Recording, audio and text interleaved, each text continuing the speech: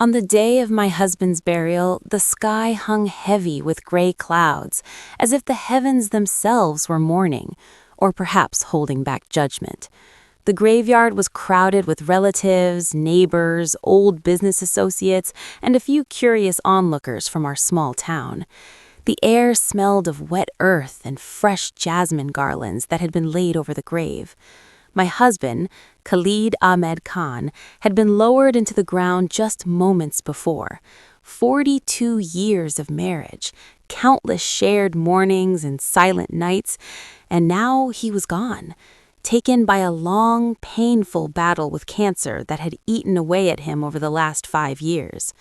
I stood at the edge of the gathering, my black dupatta pulled low over my forehead, my hands clasped tightly in front of me. My feet ached from standing so long, but I refused to sit. Sitting would mean accepting defeat too soon. I was Aisha Khan, his wife, the mother of his only son, the woman who had built this family brick by brick. Yet no one seemed to notice me there in the back, like a shadow forgotten in the corner of a photograph. Then my son Ali stepped forward. He was 38 now, tall and broad-shouldered like his father had been in his youth, dressed in a crisp white shalwar kameez that made him look even more solemn. He cleared his throat and addressed the crowd, his voice carrying over the murmurs and soft sobs. "I want to say a few words," he began. "My father was a great man. He built everything we have from nothing. But in his final years, there was one person who stood by him like no one else, one person who gave him peace, who understood his pain, who was there when he needed someone the most. Ammi Rehana was the real family to Dad." A hush fell over the crowd. Heads turned slowly, almost in unison, toward the woman standing near the front, Rehana. She was dressed in pure white, a widow's color, though she had no right to it. Her dupatta covered her head modestly, and she dabbed at her eyes with a delicate handkerchief, her shoulders shaking with what looked like gentle weeping. She was beautiful, even at 50, slim, fair-skinned, with perfectly applied makeup that somehow remained flawless despite her tears. People whispered, some nodded sympathetically, a few women reached out to touch her arm in comfort. And I stood in the back like a stranger, like an uninvited guest at my own husband's funeral. 42 years. 42 years of cooking his meals, washing his clothes, bearing his child, nursing him through fevers and failures, celebrating his successes, crying over his losses. 42 years of being the silent pillar behind his life. And now, in death, I was erased. Ali stepped down from where he had spoken and walked straight to Rehana. He embraced her, my son embraced her, as if she were his mother. She patted his back gently, whispering something in his ear. He nodded, his face buried in her shoulder. I felt something inside me crack, but I did not cry. Not yet. I had learned long ago that tears were a luxury I could rarely afford. The gathering dispersed slowly. People came to me eventually, offering the usual condolences. "Allah give you patience, Aisha Bhabi. He was a good man. May he rest in Jannah." I nodded politely, thanked them, accepted their hugs, but their words felt hollow. They had just witnessed my public humiliation, and none of them had said a thing. That night, back in the house that had been our home for 35 years, I sat alone in the living room.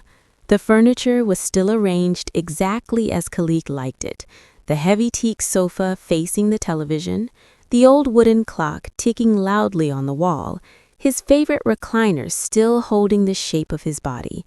I had not moved anything, not yet. I made myself a cup of tea, strong and sweet, the way he used to like it. I didn't drink it, I just held the cup, letting the steam warm my face. My mind replayed Ali's words over and over. Ammi Rehana was the real family to Dad. When had this happened? When had my son stopped seeing me as his mother and started seeing her as something more? Rehana had entered our lives about 15 years ago. She was a distant cousin's widow, or so Khalid had told me. She had lost her husband young and had no children. Khalid, ever the charitable one, had offered her a job managing one of his smaller shops in the market. "She needs help, Aisha," he had said. "It's our duty as Muslims to look after widows." I had agreed. I had even felt sorry for her. At first, she came to the house occasionally to discuss business. She was polite, soft-spoken, always praising my cooking. I taught her how to make Khalid's favorite biryani. She laughed at my jokes. She brought small gifts for Ali, books when he was studying, a watch when he graduated. Over time, she became a regular presence. Ali started calling her Ami Rehana, then simply Ami Rehana. I noticed, but I didn't protest. I thought it was harmless. I thought family was big enough to include her. But I was wrong. The next shot came 3 days later at the lawyer's office. The entire family had gathered, me, Ali, a few cousins, and Rehana. She sat in the front row again, dressed elegantly in cream-colored clothes, her face composed. The lawyer, an old friend of Khalid's named Mr. Siddiqui, cleared his throat and began reading the will. It was dated just 6 months before Khalid's death, signed in his shaky handwriting from when the cancer had weakened him terribly. "To my beloved companion, Rehana Bibi," he read, "I leave the family home in Gulshan Colony, the 3 commercial shops in Sadar Market, the fixed deposits in Habib Bank totaling 45 lakh rupees, and all personal savings accounts. To my son Ali, I leave the smaller house in Defense and the car. To my wife Aisha, I leave a monthly allowance of 20,000 rupees for as long as she lives." The room spun. I gripped the arms of my chair to keep from falling. Everything, the house I had decorated room by room, the shops I had helped build from nothing when we were young and struggling, the savings I had scrimped and saved to add to, all of it to Rehana. And I, the woman who had stood by him through poverty and riches, illness and health, reduced to a monthly stipend like a servant. Ali did not look surprised. He reached over and squeezed Rehana's hand. She lowered her eyes modestly, but I saw the corner of her mouth lift in the faintest smile. I said nothing, not in that office, not on the drive home, not even when Ali dropped me at the house, my house for now, and drove away with Rehana in the passenger seat. But inside, something shifted. The quiet, patient Aisha who would always put family first began to fade. In her place rose a woman I barely recognized, one who was tired of being invisible. I did not sleep that night. I sat in Khalid's study, a room I had rarely entered in recent years because it had become Rehana's domain when she helped with the accounts. I opened drawers, flipped through files, searched for anything that might explain this betrayal. In an old steel locker behind his desk, the one he had always kept locked, I found the key hidden in a false bottom of a pen holder. My hands shook as I turned it. Inside were letters, dozens of them, some in Khalid's handwriting, some in Rehana's. Love letters, declarations of devotion, plans for a future together. One letter, dated 10 years ago, made my blood run cold.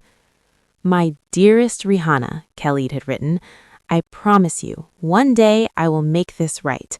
I will leave everything to you.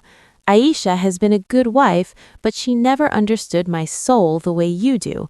You are my true partner, my peace." There were bank statements, too, transfers of large sums to an account in Rehana's name labeled as business expenses. And then, at the very bottom, a single envelope addressed to me, my name in Khalid's handwriting. I opened it with trembling fingers. "Aisha," it began, "if you are reading this, I am probably gone. I am sorry. I never meant for things to go this far. Rehana, she changed everything, but there is something you must know. She threatened me. She said if I did not change the will, she would tell everyone about our affair and ruin Ali's reputation. She has photographs, recordings." I was weak. The cancer made me afraid. I signed under pressure. The real will, the one I made 20 years ago, is with Mr. Javed in the blue folder in the attic. That one leaves everything to you and Ali as it should. Forgive me if you can. Khalid. My heart pounded. Blackmail, forgery, threats. I sat back, the letter clutched in my hand. For the first time since the funeral, tears came, not of grief, but of fury. The next morning, I called the police. Inspector Rana was a serious woman in her 40s who listened without interruption as I told her everything. I handed over the letter, the bank statements, the love letters. She took photographs of everything and promised a full investigation. Mrs. Khan, she said gently, this sounds like coercion and possible forgery. We will need to examine the will and interview witnesses. I nodded. Do what you must. I only want justice. The investigation moved slowly at first. Rehana and Ali continued living as if nothing had changed. Ali moved into the family home with her, claiming it was what Dad wanted. Neighbors whispered. Some pitied me. Others believed the lies Rehana spread, that I had been a cold, neglectful wife, and that Khalid had found happiness late in life. But I refused to break. I moved into the smaller house in defense that had been left to Ali, the one he generously allowed me to stay in temporarily. I spent my days organizing evidence. I found the blue folder in the attic, exactly where Khalid's letter said it would be. The original will, dated 22 years ago, signed and witnessed properly, leaving everything equally to me and Ali, with provisions for charity. I hired a lawyer, Ms. Fatima Malik, a sharp, no-nonsense woman known for fighting women's rights cases. Together, we built a case: coercion, undue influence, possible forgery, embezzlement of family funds. Rehana fought back viciously. She produced witnesses, employees from the shops, who claimed Khalid had been deeply in love with her and had changed the will willingly. She showed emails and text messages. She cried in interviews given to local newspapers, painting herself as the devoted companion slandered by a bitter wife. Ali stood firmly by her side. He stopped taking my calls. When I went to the house to collect my belongings, he met me at the door. "Mom, why are you doing this?" he asked angrily. "You're destroying Dad's memory. He loved her. Let it go." "Loved her?" I replied quietly. Or was he terrified of her? He slammed the door in my face. The case went to court 6 months later. It became a sensation in our city. Newspapers called it the Battle of the Two Widows. Television channels debated it nightly. I took the stand first. I told the truth. Every sacrifice, every year of devotion, every moment of pain when I realized my husband had been living a double life. I read Khalid's confession letter aloud. The courtroom was silent. Rehana took the stand next. She cried beautifully. She spoke of how Khalid had been trapped in a loveless marriage and how she had given him joy in his final years. She denied blackmail. She claimed the letter was fabricated. But then the prosecution presented the evidence. Forensic analysis showed the signature on the new will was made under duress. The pressure and angle were inconsistent with Khalid's normal writing, especially considering his illness. Handwriting experts confirmed irregularities. Bank records showed Rehana had deposited large sums that could not be justified as business expenses. And then came the recordings. During the police search of Rehana's apartment, they had found a hidden USB drive. On it were audio files. Rehana threatening Khalid in the hospital. "If you don't sign this will, Khalid," her voice hissed clearly, "I will send those photos to Ali. I will tell him everything. I will ruin your precious family name. You will die knowing your son hates you." Khalid's weak voice begged her to stop. The courtroom gasped. Rehana's face went pale. She tried to claim the recordings were doctored, but digital forensics proved otherwise. The judge, a stern woman with silver hair, delivered the verdict after 3 days of deliberation. The court finds sufficient evidence of coercion, undue influence, and fraud. The will dated 6 months prior to Mr. Khalid Khan's death is declared invalid. The previous will is upheld as the legal document. Additionally, Ms. Rihanna Bibi is charged with blackmail, forgery, and embezzlement. She is sentenced to 7 years imprisonment in order to repay all misappropriated funds with interest. Rihanna screamed as she was led away in handcuffs. Ali sat frozen in the gallery, his face ashen. Everything returned to me. The house, the shops, the savings. More than I had imagined once the embezzled funds were recovered. But the victory felt hollow at first. My son had chosen her side. He had believed her lies. For 2 years, he did not speak to me. I lived alone in the big house, tending the garden I had planted decades ago, reading books I had never had time for before, learning to cook for one. I traveled a little, to Murray, to the northern areas, places Khalid had always promised we would visit together, but never did. I made new friends at a women's charity group. I started teaching illiterate women to read. Slowly, I found peace.